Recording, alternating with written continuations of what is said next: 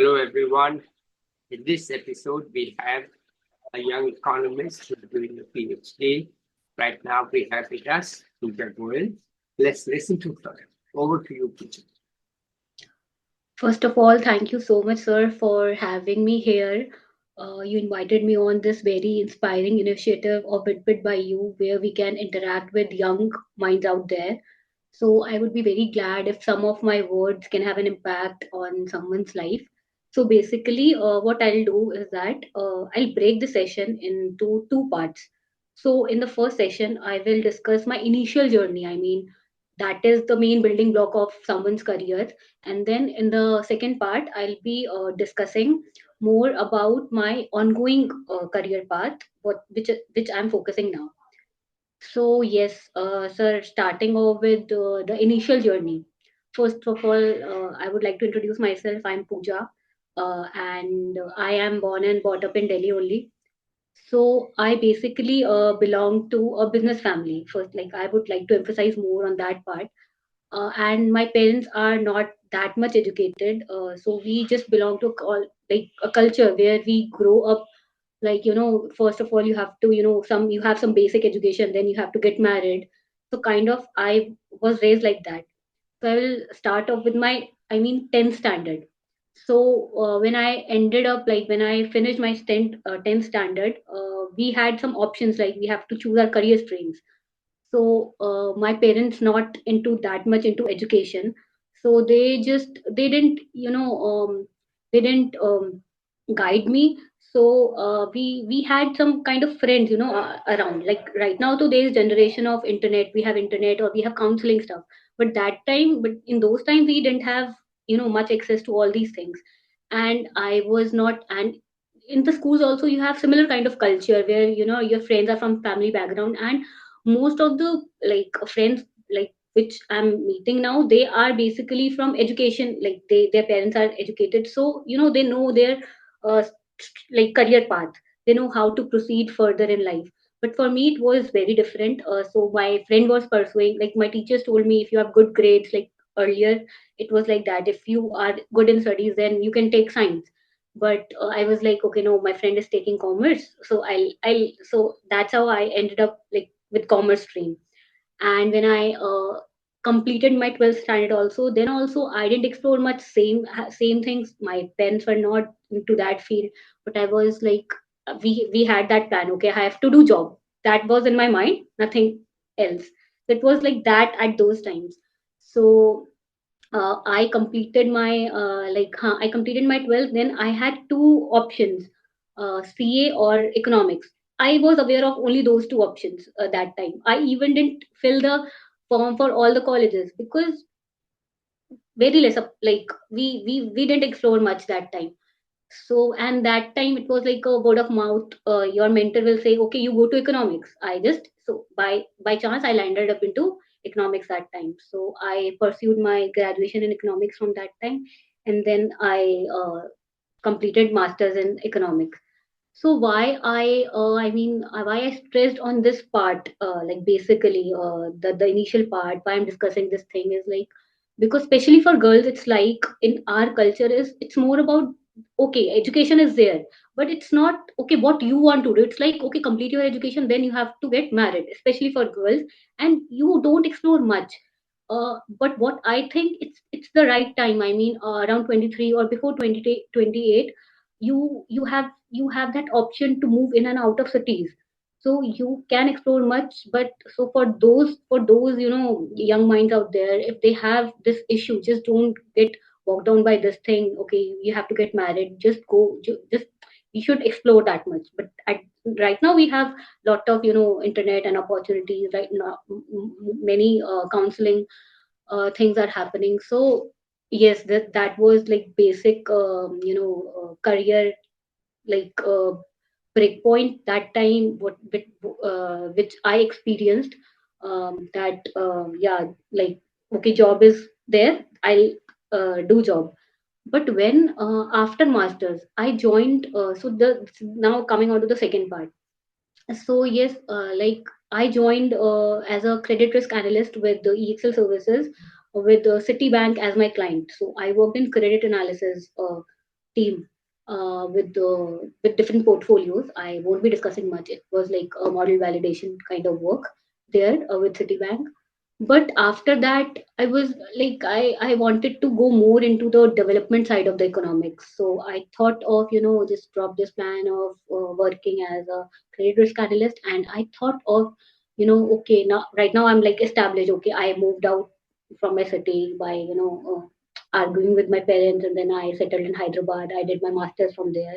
Then I worked in Gurgaon. Then I thought of then I thought of doing this PhD. So I pursued PhD in economics. Like right now, I'm pursuing it from University of Hyderabad. So yes, coming on to that, the like if like coming on to the higher studies part.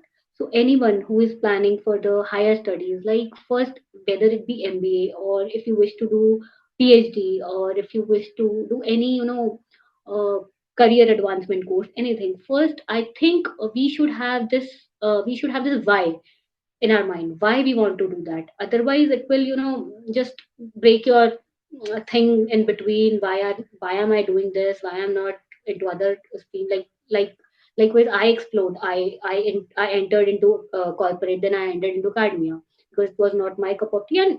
And like you will get to know uh, as like you move gradually in your career. So yeah, I did so I thought of pursuing PhD. And what I was focusing more about is that, so first in PhD what I experience is, okay, first you have to have your why clear, or whether you want to move abroad for your PhD. First, figure out. I mean, it can take time. For me, I didn't take time. I was like, no, after masters, okay, I have to complete job. I don't take a dropout. I have to join PhD immediately. What if I take a dropout that time? But what I feel is, you have to first explore, kind of, just go talk to people, connect, collaborate, and then settle down. Like, okay, I want to do this, so that you can be contented with what you work. So yes, so in PhD what I feel in India, because I'm doing in India, there's a lot more focus on publishing. No, you have to do the best work, the best out of the box work you have to do. And in that process, what I have seen, people forget to learn on their basics, or like how to, like PhD is your starting career point. Like you have to apply those research methods what you are learning right now in your future career. So like what I feel is more important is, you should first hone your methodology part, hone your skills, hone your secondary data skills, so that you can apply those skills in different sectors, rather than just publishing on like papers and just make your work outstanding. First, what I feel, if anyone who wishes to do PhD, or any young aspirant who want, like who will see this Vidped, so I will just suggest that just focus on basically on your skills. And one more thing, like what I feel right now in PhD, more of the work is in IITs, or me. I won't mention institute, but more of the work is going into empirics. Okay, macroeconomics, empirics. Okay, we have to work with large data scale sets. We have to work with like more of like advanced techniques.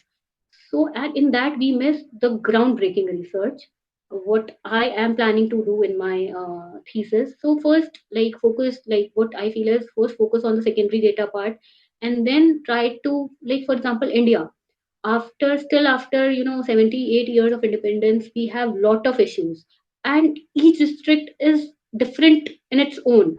It has, like every district has its own problems.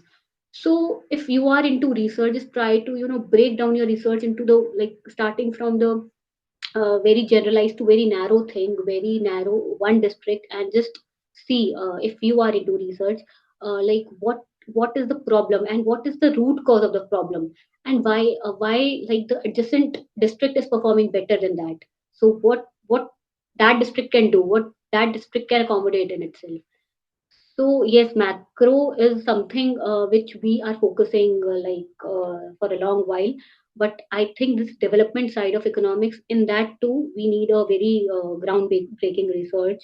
and very field level work is required, what I feel in my PhD. And what if, like, if other scholars, if other, other young minds are watching this Vidped, they will find useful. So I'll be really glad, and I will. Yes, that's all from my side. Uh, so your Yeah, I mean, okay. So thank you, Pooja, for such a honest and revealing struggle that somebody like you, or a woman born with this kind of family, has to go through and navigate the family and job and work and all this. And it is a struggle, and you never know where it will come out. But hopefully, you are able to land in a successful place with the support of your family, right? yes, Family support is always necessary. So I'm glad that you have brought it out into the open. That's one comment that I have to take on you. And secondly, I think you have hit on a very good point, and I want to discuss this a bit more with you offline. That look, you have to look at the district at time. And the general point I'll make here is that India has so much diversity that at one level, of course, the macroeconomics has to be stable, right? There's no question. And we haven't done too badly on that. We have had, compared to our neighboring countries, especially, but not compared to China. But compared to the neighboring countries, we have had no crisis of the type that we don't go to the IMF to take loans since 1991, and there's no reason to think that we will need a loan in another 10 years. At least we can say that confidently. So we are managing that part quite well. We are growing, GDP is growing at a reasonable rate, though it's not good enough to meet India's needs, but it's still not a horrible record. So we have done reasonably well in the last 30 years since 1991.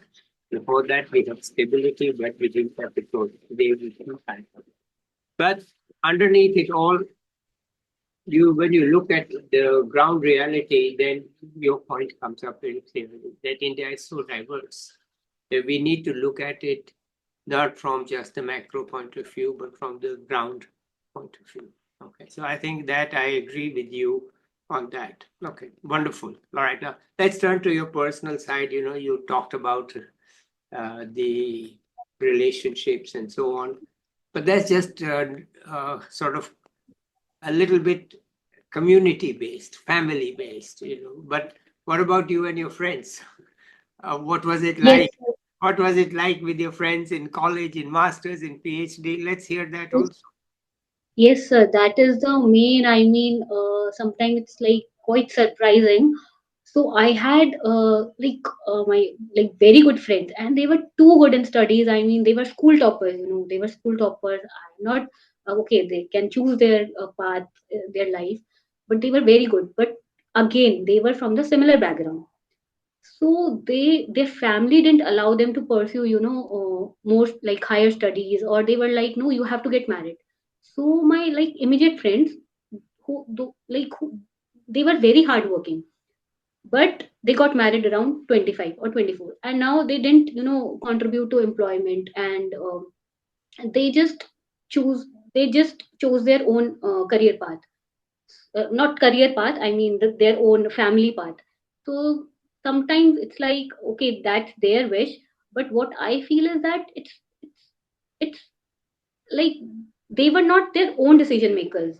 So it was inculcated in them, okay, you have to finish your studies, okay, you are a topper, you are a school topper, okay, then but after masters, okay, it's very good, you completed your masters, now you will get good marriage proposal, just get married.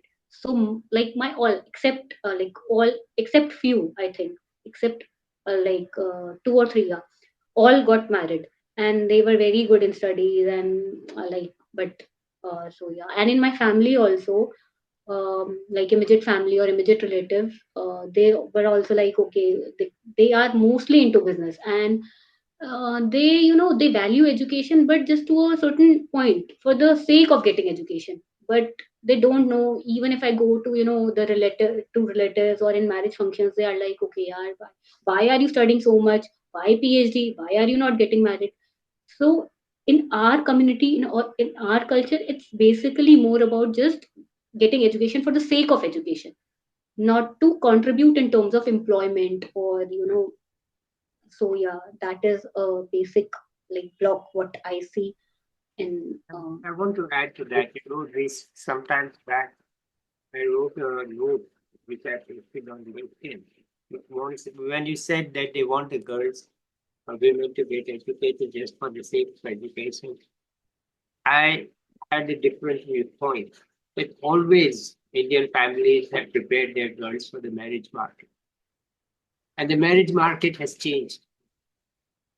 You, the old days, you could get married after finishing class 10, like my mother, right? yeah. Today, nobody's going to marry somebody who's just finished class 10, right? So the marriage market has changed. Okay. The marriage market now demands educated women. Okay.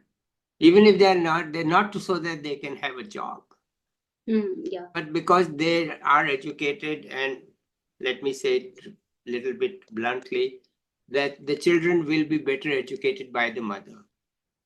Because the mother's education will inspire the children, or let us say the grandchildren. And so they want your grandchildren to be a success. You cannot have an uneducated mother, right? It's hard for them. So have an educated mother. Let's put it bluntly: have an educated mother who can produce inspired grandchildren, right? I'm looking at it from the in-laws and parents' point of view. That's how you get today's competitive grandchildren. Okay. So the mothers, if they are not educated, if they just have high school or they failed BA, then how will the children be brought up? Grandchildren, let's put it this way. So I wrote that pretty clearly there that India has always prepared girls for Indian families, have always prepared girls for the marriage market. And the marriage market has shifted. Yes, sir. They don't marry without some choice, may not be full choice, but at least some veto on one side, and on the other side, at least a bachelor's degree. I mean, bachelor's degree. Without it, no one will marry. If you're 21 years old and you have only a 11th or 12th or whatever it is, then say, no, there's no good. Because, I cannot have a wife who's so illiterate. Okay. So the marriage market has shifted. Okay. Maybe you don't want a dowry, but you want education. So it has, this is a very cynical way of looking at it, but this is, I think, a reality that maybe I don't want a dowry, but I won't have an illiterate woman. The marriage market is still dominated by men to some extent. What do you think of that? In what sense, as in like dominant? Now, is this what you think is happening? It's not for the sake of education alone. They're saying, look, no one will marry my daughter if she has only class 12. So at least a BA is Yeah. needed. It's not just for the Yeah. sake of education, it's for meeting the needs of the marriage market. Yeah, earlier I think it used to be kind of that.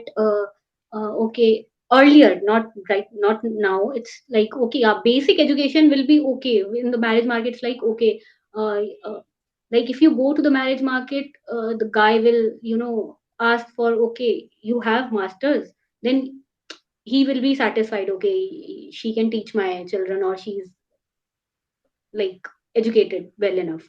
But like I'm talking about the higher education side, they will be like in our culture it's very tough, because when I started to when I enrolled for PhD, my parents or like my friends parents were of view like कौन शादी कैसे लड़का मिलेगा, I mean हमारे उसमें if you are doing PhD, so that kind of I that kind of sentences or words I used to listen ki like why why are you going for higher studies, or why do you want to go for job outside if you want to move to US or any others, like for girls I'm especially. But if a guy is there, okay, he wants to go to US, he can go, but then he can bring his girl and then they can settle. But for girls, like especially in our community, it's very, these days it's getting very lenient.